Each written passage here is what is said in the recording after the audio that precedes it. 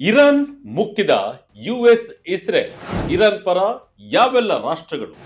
Iran ಶತ್ರುಗಳ ಪಟ್ಟಿಯೇ ದೊಡ್ಡದು. ಜಗತ್ತು ಈಗ ಇರಾನ್ ಬಗ್ಗೆ ಮಾತನಾಡ್ತಾ ಇದೆ. ರಾತ್ರಿ ಕಳೆದು ಬೆಳಗಾಗುವಷ್ಟರಲ್ಲಿ ತನ್ನ ಸರ್ವೋಚ್ಚ ನಾಯಕನನ್ನ, ಆತನ ಕುಟುಂಬದ ಬಹುತೇಕ ಸದಸ್ಯರನ್ನ, ತನ್ನ ರಕ್ಷಣಾ ಸಚಿವ ಮತ್ತು ಸೇನಾ ಅಧ್ಯಕ್ಷನನ್ನ ಕಳೆದುಕೊಂಡು ಇರಾನ್ ಅನಾಥವಾಗಿದೆ. ಅಮೆರಿಕ ಮತ್ತು ಇಸ್ರೇಲ್ ನಡೆಸಿದ ಜಂಟಿ ಕಾರ್ಯಾಚರಣೆಯಲ್ಲಿ ಅಯತೊಲ್ಲಾ ಅಲಿ ಖಮೇನಿ ಹತರಾಗಿದ್ದಾರೆ. ಅವರ ಮಗಳು, ಅಳಿಯ ಮತ್ತು ಮೊಮ್ಮಗಳು ಕೂಡ ಈ ದ್ವೇಷದ ಜ್ವಾಲೆಗೆ ಬಲಿಯಾಗಿದ್ದಾರೆ. ಇರಾನ್ ರಕ್ಷಣಾ ಸಚಿವ ಅಮೀರ್ ನಾಸಿರ್ ಜಾದೆ ಮತ್ತು ಐಆರ್ಜಿಸಿ ಕಮಾಂಡರ್ ಮೊಹಮ್ಮದ್ ಪಕ್ಸರ್ ಕೂಡ ಅಮೆರಿಕ ಇಸ್ರೇಲ್ ಕ್ಷಿಪಣಿ ದಾಳಿಯಲ್ಲಿ ಕೊಲ್ಲಲ್ಪಟ್ಟಿದ್ದಾರೆ. ಒಂದೇ ದಿನದಲ್ಲಿ ಇಷ್ಟೆಲ್ಲ ರಕ್ತಪಾತ ನೋಡಿದ ಇರಾನ್ ಈಗ ಪ್ರತೀಕಾರದ ಆಕ್ರೋಶದಲ್ಲಿ ಬೇಯುತ್ತಿದೆ. ಜಗತ್ತಿನ ಎಲ್ಲ ರಾಷ್ಟ್ರಗಳತ್ತ ದೃಷ್ಟಿ ನೆಟ್ಟಿರುವ ಇರಾನ್ ಯಾರು ತನ್ನ ಪರ, ಯಾರು ತನ್ನ ವಿರೋಧಿ ಎಂಬುದನ್ನ ಲೆಕ್ಕ ಹಾಕುತ್ತಿದೆ. ಅಮೆರಿಕ ಮತ್ತು ಇಸ್ರೇಲ್ ಮೇಲೆ ಪ್ರತೀಕಾರ ತೀರಿಸಿಕೊಳ್ಳಲು ಇರಾನ್ಗೆ ಜಾಗತಿಕ ಬೆಂಬಲದ ಅಗತ್ಯವಿದ್ದು, ಆ ಬೆಂಬಲವನ್ನ ಕ್ರೋಢೀಕರಿಸುವಲ್ಲಿ ಅದು ನಿರತವಾಗಿದೆ. ಆದರೆ ಇರಾನ್ ವಿರೋಧಿ ರಾಷ್ಟ್ರಗಳ ಸಂಖ್ಯೆ ಕಡಿಮೆ ಏನಿಲ್ಲ.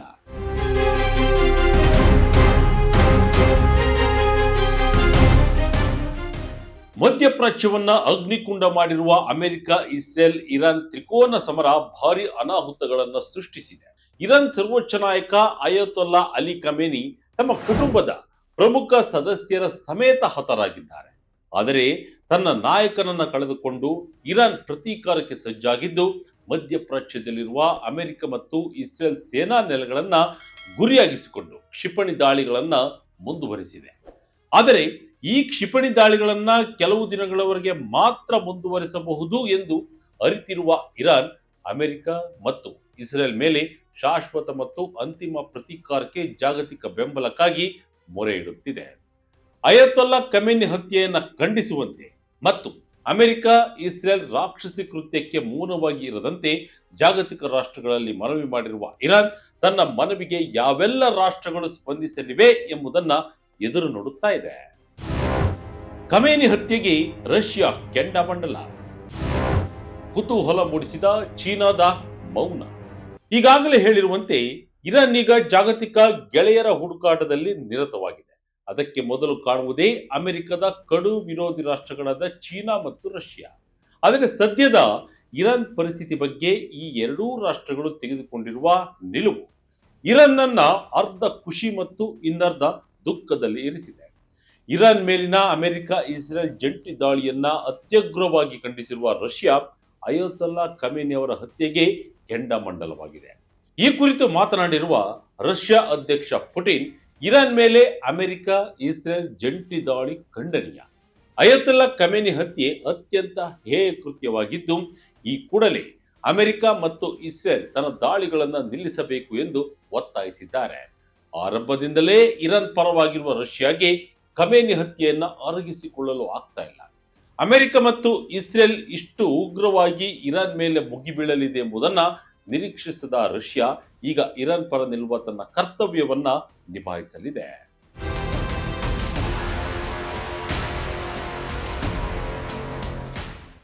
ಆದರೆ ಇರಾನ್ನ ಮತ್ತೊಂದು ಮಿತ್ರ ರಾಷ್ಟ್ರ ಚೀನಾ ಕೊಂಚ ವಿಚಿತ್ರವಾಗಿ ವರ್ತಿಸ್ತಾ ಇದೆ. ಇರಾನ್ ಮೇಲಿನ ಅಮೆರಿಕ ಮತ್ತು ಇಸ್ರೇಲ್ ದಾಳಿಯನ್ನ ಚೀನಾ ಖಂಡಿಸಿದೆ.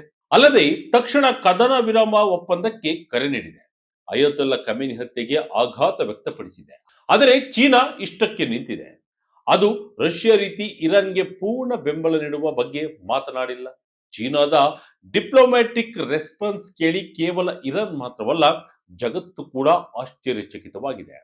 ಚೀನಾದಿಂದ ಇನ್ನೂ ಹೆಚ್ಚಿನ ಉಗ್ರ ಪ್ರತಿಕ್ರಿಯೆಯನ್ನ ಮತ್ತು ಬೆಂಬಲವನ್ನ ನಿರೀಕ್ಷಿಸಿದ್ದ ಇರಾನ್ ಅದರ ತಣ್ಣಗಿನ ಪ್ರತಿಕ್ರಿಯೆ ಕೇಳಿ ತೀವ್ರ ನಿರಾಸೆ ಅನುಭವಿಸಿದೆ.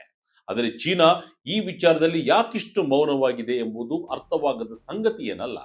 ಚೀನಾ ತನ್ನ ಹಿತಾಸಕ್ತಿಗಳ ಮೇಲೆ ಹೆಚ್ಚು ತಲೆಕೆಡಿಸಿಕೊಂಡಿದ್ದು, ದುರ್ಬಲ ಇರಾನ್ ತನಗೆ ಹೆಚ್ಚು ಲಾಭ ತಂದುಕೊಡಬಲ್ಲದು ಎಂದು ಲೆಕ್ಕಾಚಾರ ಹಾಕಿಕೊಂಡು ಕುಳಿತಿದೆ. ಗುಪ್ತ ಅಜೆಂಡಾ ಹೆಣೆದ ಚೀನಾ, ದುರ್ಬಲ ಇರಾನ್ನಿಂದ ಏನು ಲಾಭ? ಅಮೆರಿಕ, ಇಸ್ರೇಲ್ ಜಂಟಿ ಪ್ರಹಾರ ಮತ್ತು ಅಯತೊಲ್ಲಾ ಅಲಿ ಖಮೇನಿ ಹತ್ಯೆಯಿಂದ ಇರಾನ್ ದುರ್ಬಲಗೊಂಡಿದೆ. ಮುಂಬರುವ ದಿನಗಳಲ್ಲಿ ಇರಾನ್ ಜಗತ್ತಿನಿಂದ ಮತ್ತಷ್ಟು ಪ್ರತ್ಯೇಕವಾಗಲಿದೆ. ಹೀಗಾಗಿ ದುರ್ಬಲ ಮತ್ತು ಹೆಚ್ಚು ಪ್ರತ್ಯೇಕವಾದ ಇರಾನ್ ಚೀನಾಗೆ ಹೆಚ್ಚು ಅನುಕೂಲಕರ ಎಂಬುದು ಹಲವು ರಾಜತಾಂತ್ರಿಕ ವಿಶ್ಲೇಷಕರ ಅಭಿಪ್ರಾಯ. ಇದೇ ಕಾರಣಕ್ಕೆ ಚೀನಾ ಈಗ ಮೌನಕ್ಕೆ ಶರಣಾಗಿದ್ದು, ಅಮೆರಿಕ ಇಸ್ರೇಲ್ನ ಅಬ್ಬರದ ತಗ್ಗಿದ ಬಳಿಕ ದುರ್ಬಲ ಇರಾನ್ ಅನ್ನ ತನ್ನ ತಾಳಕ್ಕೆ ತಕ್ಕಂತೆ ಕುಣಿಸುವ ಇರಾದೆ ಹೊಂದಿದೆ. ದುರ್ಬಲ ಇರಾನ್ ಬಂಡವಾಳ, ತಂತ್ರಜ್ಞಾನ ಮತ್ತು ರಾಜತಾಂತ್ರಿಕ ರಕ್ಷಣೆಗಾಗಿ ಚೀನಾ ಮೇಲಿನ ಇನ್ನಷ್ಟು ಅವಲಂಬಿತವಾಗುವುದು. ಇದನ್ನ ಅರಿತೇ ಚೀನಾ ಬಾಯಲ್ಲಿ ಯುದ್ಧವನ್ನ ಮತ್ತು ಖಮೇನಿ ಹತ್ಯೆಯನ್ನ ಖಂಡಿಸುತ್ತಿವೆಯಾದರೂ ಇರಾನ್ ಮತ್ತಷ್ಟು ದುರ್ಬಲವಾಗಬಲ್ಲದು ಎಂದು ಚೀನಾ ಕಾಯುತ್ತಿದೆ. ಚೀನಾ ಸದ್ಯಕ್ಕೆ ಇರಾನ್, ರಷ್ಯಾ ಮತ್ತು ಕೊಲ್ಲಿ ನಡುವಿನ ತನ್ನ ಆಮದುಗಳನ್ನು ರಕ್ಷಿಸುತ್ತಿದೆ ಮತ್ತು ತನ್ನದೇ ಆದ ಕಾರ್ಯತಂತ್ರದ ಮೌಲ್ಯದ ಮಿತಿಗಳನ್ನು ಪರೀಕ್ಷಿಸುವ ನಿರ್ಧಾರಕ್ಕೆ ಬಂದಿದೆ.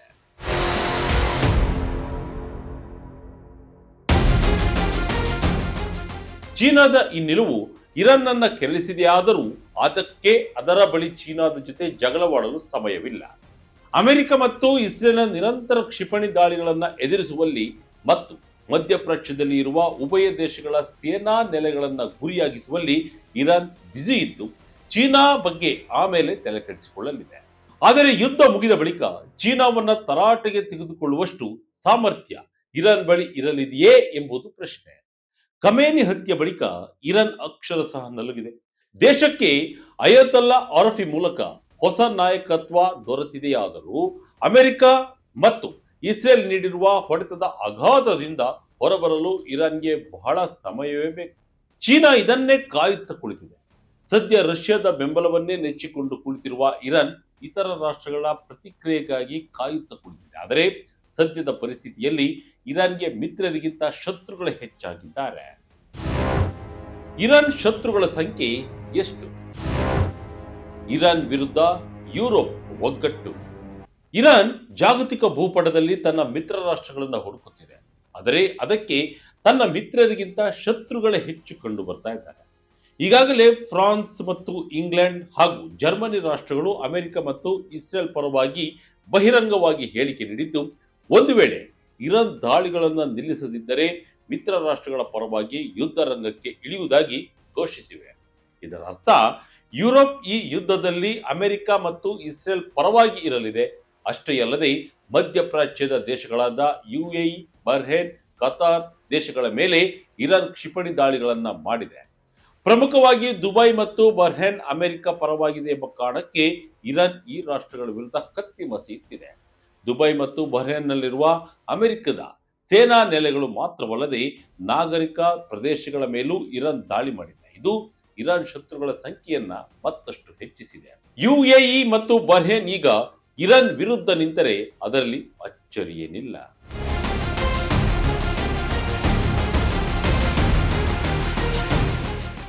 ಹೀಗೆ ಇರಾನ್ ಶತ್ರು ರಾಷ್ಟ್ರಗಳ ಸಂಖ್ಯೆ ದಿನದಿಂದ ದಿನಕ್ಕೆ ಹೆಚ್ಚುತ್ತಿದ್ದು, ಮಿತ್ರ ರಾಷ್ಟ್ರಗಳ ಸಂಖ್ಯೆ ಗಣನೀಯವಾಗಿ ಕುಸಿಯುತ್ತಿದೆ. ಇತ್ತ ಭಾರತ ಮಧ್ಯಪ್ರಾಚ್ಯದ ಪ್ರಸ್ತುತ ಪರಿಸ್ಥಿತಿ ಬಗ್ಗೆ ತೀವ್ರ ಕಳವಳ ವ್ಯಕ್ತಪಡಿಸಿದೆಯಾದರೂ ಅದು ಸದ್ಯಕ್ಕೆ ಯಾರ ಪರ ಅಥವಾ ವಿರೋಧದ ನಿಲುವು ತಳೆಯದೆ ಮಧ್ಯಪ್ರಾಚ್ಯದಲ್ಲಿರುವ 90 ಲಕ್ಷಕ್ಕೂ ಹೆಚ್ಚು ಭಾರತೀಯರ ಸುರಕ್ಷತೆಗೆ ಹೆಚ್ಚು ಒತ್ತು ನೀಡಿದೆ.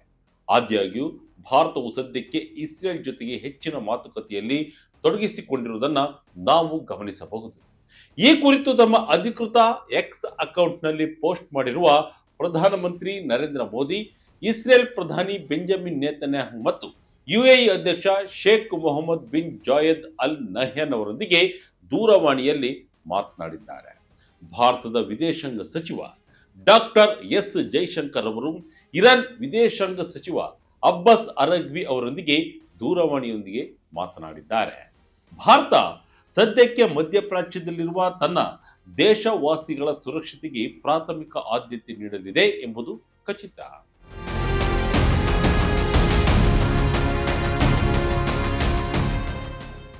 ಒಟ್ಟಿನಲ್ಲಿ ಇರಾನ್ ಮೇಲಿನ ಅಮೆರಿಕ ಇಸ್ರೇಲ್ ಜಂಟಿ ಕಾರ್ಯಾಚರಣೆ ಮತ್ತು ಇರಾನ್ನ ಪ್ರತಿದಾಳಿ ಮಧ್ಯಪ್ರಾಚ್ಯವನ್ನ ಮತ್ತೆ ಗೊಂದಲಕ್ಕೆ ತಳ್ಳಿದ್ದು, ಈ ಕುರಿತು ಜಾಗತಿಕ ರಾಷ್ಟ್ರಗಳು ತೆಗೆದುಕೊಳ್ಳುತ್ತಿರುವ ನಿಲುವು ಭವಿಷ್ಯದಲ್ಲಿ ಮತ್ತೊಂದು ಘೋರ ಯುದ್ಧದ ಸಂಭವನೀಯತೆಯನ್ನ ಹೆಚ್ಚಿಸಿದೆ. ಈ ಕುರಿತು ಮಾತನಾಡಿರುವ ರಷ್ಯಾದ ರಾಜಕೀಯ ಚಿಂತಕ ಅಲೆಕ್ಸಾಂಡರ್ ಡುಗಿನ್, ಮೂರನೇ ಮಹಾಯುದ್ಧ ಆರಂಭವಾಗಿದೆ ಎಂದು ನೇರವಾಗಿಯೇ ಹೇಳಿದ್ದಾರೆ. ಇರಾನ್ ಪರವಾಗಿ ರಷ್ಯಾ ನಿಲ್ಲಲಿದೆ ಎಂಬ ಅವರ ಹೇಳಿಕೆ ಮತ್ತು ಫ್ರಾನ್ಸ್, ಜರ್ಮನಿ, ಇಂಗ್ಲೆಂಡ್ ರಾಷ್ಟ್ರಗಳು ಅಮೆರಿಕ ಮತ್ತು ಇಸ್ರೇಲ್ ಪರವಾಗಿ ನೀಡಿರುವ ಹೇಳಿಕೆ ಮೂರನೇ ಮಹಾಯುದ್ಧದತ್ತ ಬೊಟ್ಟು ಮಾಡುತ್ತಿವೆ. ಇದಾಗಿತ್ತು ಈ ಕ್ಷಣದ ಇಂಟ್ರೆಸ್ಟಿಂಗ್ ಸ್ಟೋರಿ. ಇದೇ ರೀತಿ ಸ್ಟೋರಿಗಾಗಿ Vijaya Karnataka website, YouTube page, Facebook page follow ಮಾಡ್ತಾ ಇರಿ. ಧನ್ಯವಾದಗಳು.